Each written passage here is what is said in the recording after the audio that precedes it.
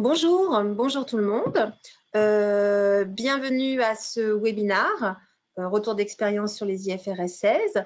Donc, je laisse les personnes en fait se connecter. J'espère que vous m'entendez bien. Est-ce que le son est bon? Vous pouvez en fait dialoguer avec nous au travers de la boîte de chat. Est-ce que vous m'entendez? Ah. Est-ce que quelqu'un peut me dire s'il m'entend?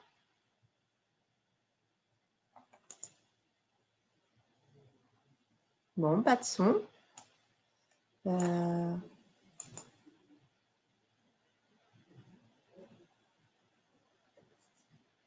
Oui. Je vais vous écrire. Bonjour.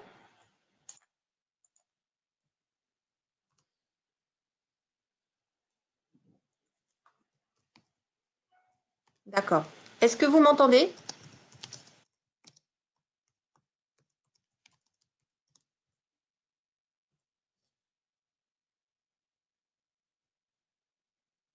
Parce que si on n'a pas le son que l'image.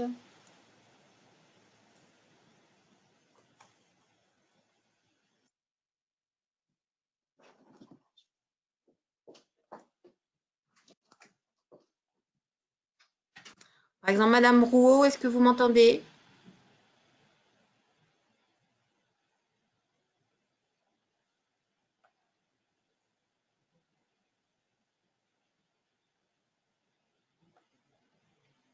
Bon, on a peut-être un problème de son. Est-ce qu'on a la possibilité éventuellement de mettre le son et de le recouper après Bon, en fait, là, il est… alors, ça va faire beaucoup de monde. Oui. Ça, voilà, je demande à Christine. Est-ce que tu m'entends? Christine? Allô, oui, je suis là. Bonjour. Oui, tu m'entends? Moi, je t'entends parfaitement, oui. D'accord, très bien. Donc, j'ai juste fait un test avec toi, hein, puisque oui. on se connaît, puisque personne ne me répondait. Mais donc, du coup, je pense que le son est… Oui. Ok, très bien. Donc, nous allons commencer. Alors, je coupe le son de tous les participants. Je vais vous expliquer un peu comment nous allons dérouler ce webinaire. Alors, je vais… hop, comment je ferme la petite fenêtre? Voilà. Tout à fait. Tout à fait. Alors, nous allons commencer le webinaire. Alors, rapidement, donc, nous allons vous présenter. Je suis accompagnée donc, de Frédéric Burban. Moi-même, je suis Roselyne Ollier, donc consultante chez Talentia Software. Donc, le sommaire de ce webinaire d'une trentaine de minutes, c'est déjà donc, de faire un petit tour de table pour se présenter. Il y a parmi vous des clients de Talentia, donc, qui nous connaissent, mais d'autres qui ne nous connaissent pas. Et Frédéric présentera son cabinet. Donc, nous allons revenir sur l'application de la norme IFRS 16 de manière pratique. L'idée, c'est effectivement de voir quelles sont les difficultés qu'ont rencontrées les entreprises lors de la mise en place de cette norme, puisque à ce jour, il y a déjà eu une publication et les états financiers avec l'application de cette norme au 30 juin 2019. Donc, ça nous permet déjà de pouvoir élaborer un premier bilan. Et donc, on reviendra sur les difficultés que nous avons identifiées. On fera une conclusion. Et à l'issue de cette présentation, on laissera une partie questions-réponses. Donc là, je rouvrirai les micros pour que vous puissiez effectivement nous poser vos questions. Alors, je vais laisser Frédéric Burban, présenter son cabinet. Bonjour à tous, donc je suis Frédéric Burban, expert comptable et commissaire aux comptes, associé donc, du cabinet Saint-Honoré Partenaires, spécialement en charge des normes IFRS au sein de notre cabinet, qui compte 70 personnes, aux répartitions entre audit et expertise conseil assez équilibrées. Une clientèle qui est à la fois composée de IP qui font à peu près 50% de notre activité, entités d'intérêt public qui intègrent notamment les sociétés cotées, les PME, des PME et des ETI, des entreprises familiales, des organismes publics et gouvernementaux. Et nous sommes membres d'un réseau international qui s'appelle Russell Bedford et qui est en fait cette année le grand gagnant du concours de l'accounting bulletin. Donc nous sommes très fiers, voilà, pour présenter donc une expertise assez diversifiée. Et je citerai particulièrement aujourd'hui évidemment les normes IFRS et toute notre activité de consolidation et reporting. Très bien, félicitations pour Merci. le Russell Bedford. Alors, Talentia Software, nous sommes donc éditeurs et intégrateurs de nos solutions. Donc, nous avons plusieurs domaines d'expertise. Donc, des solutions de finance qui incluent aussi toute la partie consolidation et pilotage de la performance, mais également des solutions pour gérer toute la problématique ressources humaines. Donc, nous sommes à peu près 430 collaborateurs en France et en Europe. La maison mère est en France, mais nous avons des filiales à l'international, donc notamment en Europe du Sud. Et nous, voilà, nous opérons un petit peu dans tous les régions du monde au travers de partenaires. Et nous avons fait un chiffre d'affaires de 70 millions d'euros en 2018. Alors, revenons à l'application de la norme IFRS 16. Donc, effectivement, en lisant un peu la presse et puis en échangeant avec toi, Frédéric, on s'est rendu compte que la mise en place de cette norme, bien qu'elle ait été promulguée en janvier 2016, s'est avérée on pourrait dire un vrai cauchemar pour les entreprises parce qu'elles ne savaient pas trop par quel bout, en fait, l'appréhender. Alors, il est vrai que c'est une complexité que les entreprises avaient sous-évaluée pour différentes raisons. Alors, la première, on s'en est rendu compte, c'est que différents acteurs étaient concernés au niveau des entreprises, pas que les services financiers. On aurait pu croire au départ que c'était plus le service conso, mais dans le cadre de cette norme qui demande de retraiter tous les contrats de location simple, il y avait aussi les services achats, les services juridiques et également le service informatique, donc on le verra, pour adapter les systèmes d'information. Alors, cette norme, elle était assez conceptuelle quand même. Elle était très novatrice, elle est très conceptuelle. Et du coup, en fait, les entreprises ont quand même eu du mal à se l'approprier. Elle intègre une vraie complexité qui en fait aboutit à créer une vraie difficulté dans la simulation des différents impacts de la norme, que ce soit en vitesse de croisière ou tout simplement à la date de transition où les enjeux sont importants. Et on le voit à travers la communication financière au 30 juin, qui globalement est une communication quand même assez sobre et qui montre en fait les marques quand même des difficultés des entreprises à venir à bout en fait de la complexité de cette norme au premier jet, j'ai envie de dire. Donc là, c'était sur l'interprétation en tant que telle de la norme, mais au-delà de ça, il y a eu aussi des enjeux et des impacts opérationnels. Déjà, en fait, pour recenser l'ensemble de ces contrats. Je vois qu'à chaque fois, nos clients, quand on leur demande où vous en êtes où, on n'a pas encore effectivement qualifié les contrats qui seraient soumis à cette norme. Est-ce qu'on a toutes les données concernant l'ensemble des contrats? Donc ça a été aussi un gros travail de préparation des entreprises pour recenser les contrats. Et ça a peut-être été aussi l'occasion pour certains groupes de redéfinir en fait une stratégie globale en termes de souscription de ces contrats et que tous les contrats de location simple passent par un même canal. Donc, un impact opérationnel qui, on le voit, a pris beaucoup de temps au niveau des entreprises pour la préparation de cette norme. Et la dernière complexité, la dernière complexité, elle a trait au système d'information. On a pu voir, nous, dans nos missions d'accompagnement, les systèmes d'information ont été vraiment au cœur en fait, du dispositif de transition. Clairement, en fait, les besoins en matière de système étaient forts. En fait, il fallait, c'est évident, des outils adaptés pour pouvoir centraliser sur une base de données l'ensemble des contrats et pouvoir, on va dire, industrialiser le processus de simulation et d'évaluation de ces contrats. Je prends un exemple en fait sur les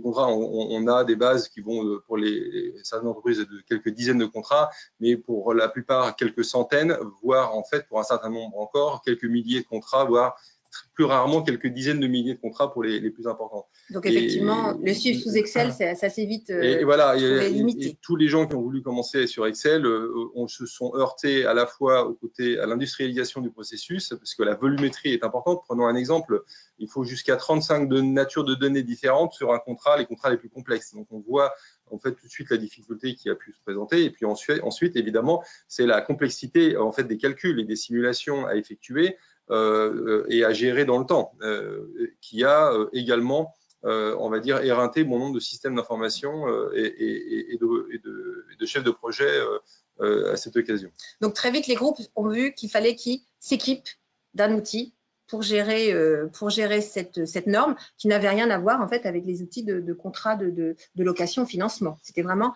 des outils spécifiques à cette norme. Alors, il y a eu différentes approches au niveau des groupes. Donc, certains ont plutôt choisi d'intégrer cette gestion au niveau de leur équipement de gestion de parc, que ce soit des parcs véhicules ou parcs immobiliers. D'autres l'ont plutôt appréhendé comme étant quelque chose à gérer au sein de l'ERP.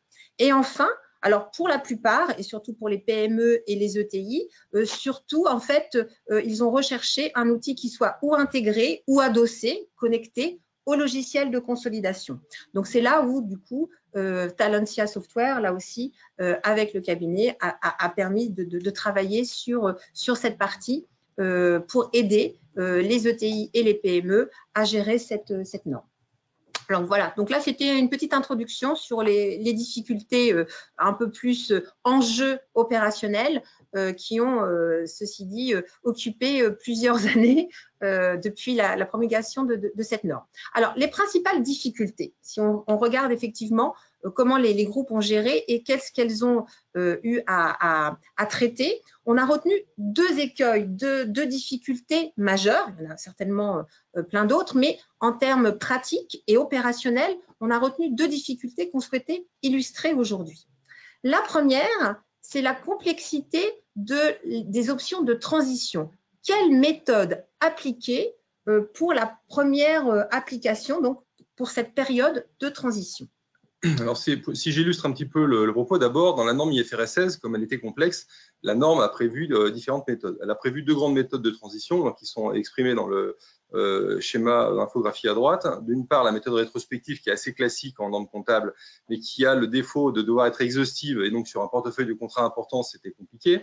Et puis la méthode simplifiée, qui est beaucoup plus intéressante, puisqu'elle permet en fait différentes options, contrat par contrat, et donc, on va dire, de cibler son effort. Et donc, elle prévoit deux possibilités. Une méthode qu'on appelle la méthode simplifiée à date, sur laquelle je vais revenir, et une deuxième qu'on appelle la méthode simplifiée rétroactive ou également rétrospective simplifiée, qui est une méthode un peu plus intéressante de mon point de vue.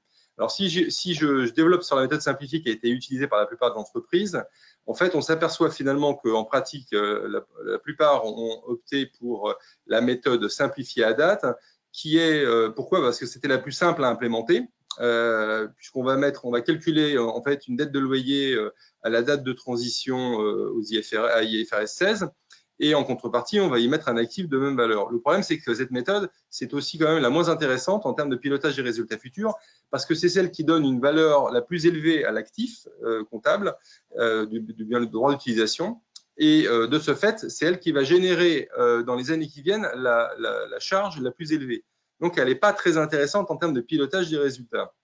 En revanche, la méthode simplifiée rétroactive, elle, qui est toujours à l'intérieur de la méthode simplifiée, comme vous pouvez le voir, elle présente un vrai intérêt parce que vous allez pouvoir cibler en fait sur quelques contrats, les plus significatifs en général, en fait, un effort de rétroactivité, mais qui est limité à quelques contrats. Alors, en fait, ça veut dire, cet effort, c'est quoi? C'est en fait collecter des données historiques sur ces contrats, donc tout ce qui traite des baux, tout ce qui a trait aux baux, mais aussi aux loyers, aux différentes versions du loyer. Et en fait, après, une deuxième étape qui est le traitement comptable, puisqu'en fait, vous allez, dans la méthode simplifiée, pouvoir comptabiliser tout, en fait, on va dire, un effet important dans les capitaux propres, de façon à réduire la charge future IFRS 16. Frédéric, je te propose de prendre un exemple, ce sera plus concret. Alors, si on prend l'exemple qui s'affiche à l'écran, celui d'un contrat qui a démarré en 2004, qui se termine en 2029, donc qui va courir pendant 25 ans, avec une date de transition au début 2019, un taux d'actualisation de 13%, un loyer de 2,4 millions et un loyer qui est annuel. Alors, si on met en œuvre la méthode simplifiée sur ce contrat, en fait, la méthode simplifiée à date va aboutir à une dette de loyer et un droit d'utilisation à l'actif qui vont être de même montant à 13 millions 22 000. Tandis que, en fait, si j'utilise la méthode simplifiée rétroactive, je vais avoir la possibilité, on va dire, d'amortir en fait l'actif de façon rétrospective. Et donc, je vais avoir un écart significatif puisque mon actif va diminuer à 8,5 millions, 8,481 000. Et donc, l'écart entre la dette de loyer, qui est la même dans les deux cas, et le droit d'utilisation va figurer en capitaux propres. Là, en l'occurrence, c'est une charge, une réserve négative qui va en capitaux propres. Et c'est d'autant moins, évidemment, qui viendra impacter les résultats futurs. Donc, c'est pour ça que c'est intéressant. Alors, évidemment, on voit bien qu'il y a des leviers qui sont le montant, bien sûr, le loyer, la durée, le taux d'intérêt. Tout ça va jouer sur le montant. Mais on voit bien qu'il y a un intérêt manifeste à regarder d'un peu plus près. Et je sais que nous, on a souvent orienté nos clients vers cette méthode parce qu'on trouvait qu'elle était intéressante. Et une fois que les entreprises ont compris comment en fait l'utiliser, eh bien, elles y ont pris goût. Et elles ont eu tendance à se prendre au jeu, à l'étendre à d'autres contrats que ceux qu'elles avaient ciblés initialement. Donc l'impact effectivement est important et ça peut être ciblé contrat par contrat. Et ça peut être, voilà, exactement. On peut faire ce choix entre les deux options qu'on voit à l'écran, simplifié à date, simplifié rétroactive. On peut le faire contrat par contrat. Et c'est une méthode de pure transition. Donc, c'est un one-shot, en fait. C'est à la date de transition, puisque après, on va faire courir le contrat, on va faire vivre le contrat sa vie normale ultérieurement. Donc, encore faut-il, sur un même contrat, pouvoir en fait simuler les deux options et voir effectivement l'impact à date et l'impact effectivement sur les résultats futurs. Très bien. OK, c'est très clair. Alors, la deuxième difficulté, ce sur quoi on souhaitait revenir, c'est que effectivement, il va y avoir des modifications sur ces contrats et qu'il faut être vigilant sur la possibilité dans les solutions de pouvoir gérer facilement ces modifications de contrats. Alors, les modifications de contrat, c'est un enjeu d'autant plus important qu'en fait, ces modifications vont être bien plus fréquentes dans les contrats de location, on dirait simples, par rapport à ce qu'on avait l'habitude de voir avec les locations financement qui faisaient déjà l'objet d'un traitement sous l'ancienne norme IS 17. Là, la fréquence va être plus importante. Pourquoi? Parce que d'abord, les baux de location simple, ce sont des baux flexibles. Donc, on va retrouver dans la flexibilité toutes sortes de paramètres comme le fait de pouvoir renouveler, d'étendre,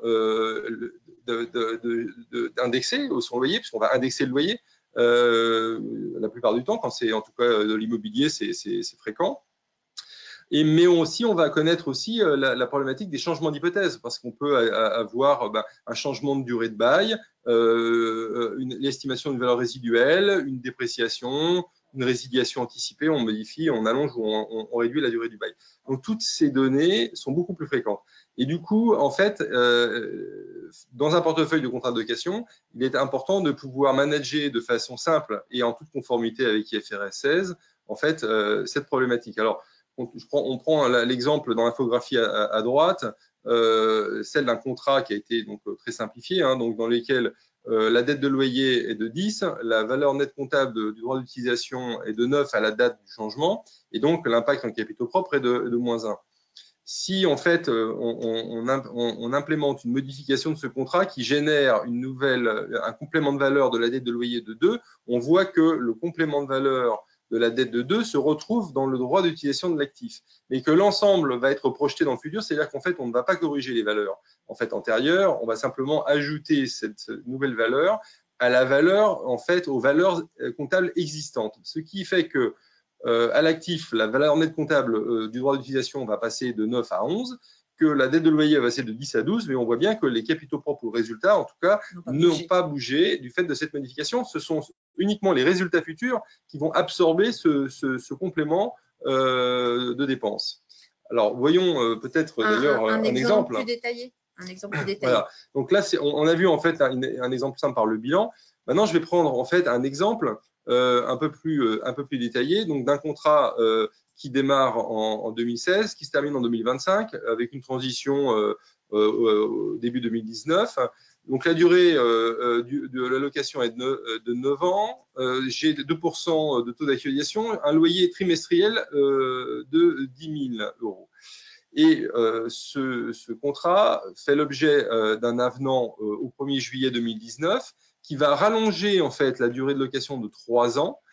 Donc du coup, projetant au bout de 3 ans la durée de location à nouveau de 9 ans, ce qui fait 12 ans au total. Un taux d'actualisation qui est modifié de 2,5%, parce qu'en fait, il faut le modifier puisque la durée a changé. Et ensuite, un loyer qui lui-même a été réévalué à cette occasion à 11 000 €, toujours trimestriel.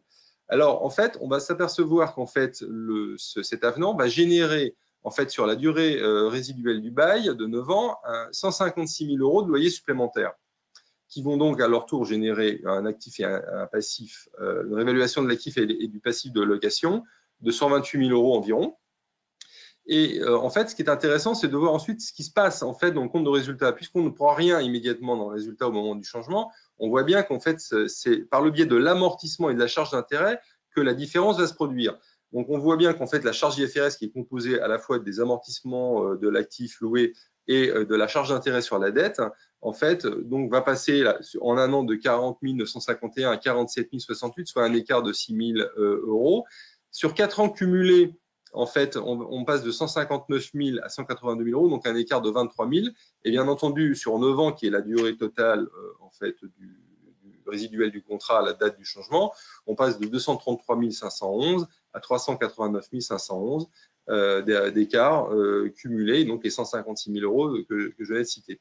Donc, on voit bien la difficulté quand on commence à avoir plusieurs paramètres qui changent en même temps, ce qui va arriver quand même assez souvent. Dans un bail immobilier, en fait, à un moment donné, on renouvelle, donc on décide de renouveler, du coup, on rallonge de la durée, le loyer change, et pour le coup, le taux d'actualisation va devoir changer aussi. Donc, tout ça va enclencher des processus complexes qui interviennent en général qui peuvent intervenir plus ou moins longtemps avant l'échéance du contrat, ce qui implique de faire une certaine forme de masse en fait, du contrat initial et de son changement. Ça, c'est une vraie complexité.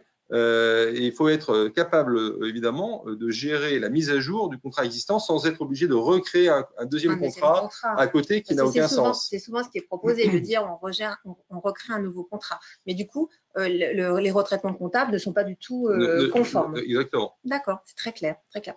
Donc, je note dans tout ça, effectivement, si on arrive à la conclusion, c'est que pour être en conformité, il faut effectivement être vigilant sur le fait que la solution que vous avez mise en place doit pouvoir déjà, pour la première application, proposer différentes méthodes et pouvoir cibler par contrat quelle serait la méthode retenue. Donc déjà, avoir cette capacité de pouvoir faire des simulations et de gérer plusieurs méthodes avec les impacts comptables qu'on peut analyser. Et au-delà de ça, il faut aussi penser à demain, aux exercices futurs où il va y avoir beaucoup de modifications de contrats puisqu'on est sur du contrat de location simple. Donc, comme tu l'expliquais, Frédéric, beaucoup plus de modifications qu'un contrat de location-financement. Donc là, il va falloir aussi avoir l'outil qui permette de simplement gérer ces modifications et être conforme en termes de retraitement. Donc, au-delà de l'application, il y a eu la préparation, il y a l'application aujourd'hui, mais il faut aussi penser effectivement à l'optimisation de ces retraitements. Et la fiabilisation. Et à la fiabilisation. Alors, Frédéric, je suis en train de me dire, moi je suis un groupe, je me dis, mon outil ne fait pas tout ça. J'ai déjà publié mes états financiers au 30 juin 2019. Est-ce que j'ai moyen effectivement de changer certaines hypothèses? Comment effectivement je peux faire ça sur ma conso du 31 décembre 2019? Déjà, est-ce que je suis en droit je peux le faire? Alors, à mon avis, oui. Il est vrai que une fois qu'on a adopté une méthode, par exemple la méthode simplifiée, c'est quand même très difficile de revenir dessus. Ensuite, le choix contrat par contrat de l'option qu'on a pu porter, notamment si elle est marquée par les difficultés d'implémentation de la norme, je pense que c'est gérable dans la mesure où effectivement on reste dans des critères de significativité au regard de l'ensemble des comptes qui restent raisonnables et qui restent acceptables. Et je pense qu'effectivement, il y a des critères d'optimisation qui peuvent être donc de ce fait mis en œuvre. D'accord, très bien. Et ceci dit, après, pour les exercices suivants, s'assurer effectivement que la solution permettra de gérer rapidement et de manière conforme les modifications de contrat. Très bien. Merci Frédéric pour tous ces illustrations et ces exemples. Donc c'était ce sur quoi nous souhaitions apporter un éclairage suite en fait à l'application de cette norme qui est vraiment d'actualité. Après on a la chance d'avoir aussi des clients qui sont en exercice décalé, donc un petit peu plus de temps. Peut-être que parmi vous on a aussi ce type en fait de groupe avec la possibilité d'attendre un petit peu plus pour mettre en application cette norme. Donc, ce que je vous propose maintenant, c'est de passer à la session questions-réponses. Alors, je vais réactiver. D'habitude, nous ne le faisons jamais, mais là, comme j'ai l'impression que le chat ne fonctionne pas bien, donc je vais réactiver les micros de chaque participant. Donc là, je peux… alors, attendez, ne bougez pas. Je vais en fait activer les micros de chacun. Donc, si certains le souhaitent.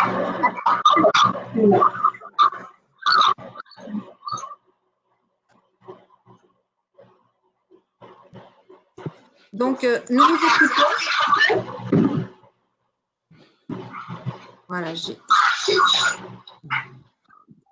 alors c'est soit vous avez coupé de votre côté le son. Sinon, le chat, essayons le chat. J'ai l'impression qu'il y a que Christine qui n'a pas coupé son son. Donc, essayez de nous poser des questions via le chat, parce que c'est vrai que si on a le son de chacun, ça risque d'être un petit peu assourdissant. Essayez de nous poser des questions par le chat, si vous avez des compléments à nous demander. Nous sommes à votre disposition.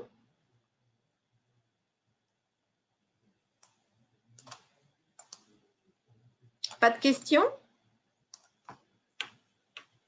Donc, c'est jamais bon signe quand il n'y a pas de questions.